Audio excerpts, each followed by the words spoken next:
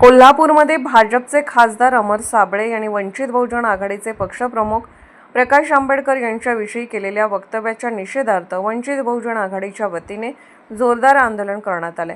या आंदोलनादरम्यान कार्यकर्त्यांनी अमर साबळे यांच्या प्रतिमेला जोडे मारत तीव्र संताप व्यक्त केला आणि जोरदार घोषणाबाजी केली। यावेळी वंचित बहुजन आघाडीच्या कोल्हापूर जिल्हा कमिटीच्या वतीने अमर साबळे यांच्या चेहऱ्यास काळे फासणाऱ्यास 1 लाख रुपयांचे बक्षीस जाहीर करण्यात आले। तसेच अमर साबळे कोल्हापुरात आल्यास कोल्हापूरकरांच्या वतीने कोल्हापुरी स्टाईलने त्यांचे स्वागत करण्यात येईल असा इशाराही देण्यात आला।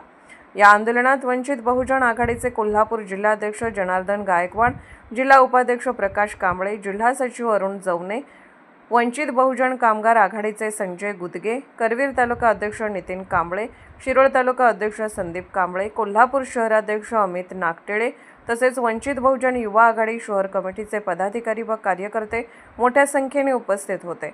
आंदोलनादरम्यान अमर साबळे यांनी आपल्या वक्तव्याबद्दल तात्काळ माफी मागावी, अन्यथा पुढील काळात आणखी तीव्र आंदोलन छेडण्यात येईल असा इशाराही पदाधिकाऱ्यांनी दिलाय। SK news Kolhapur.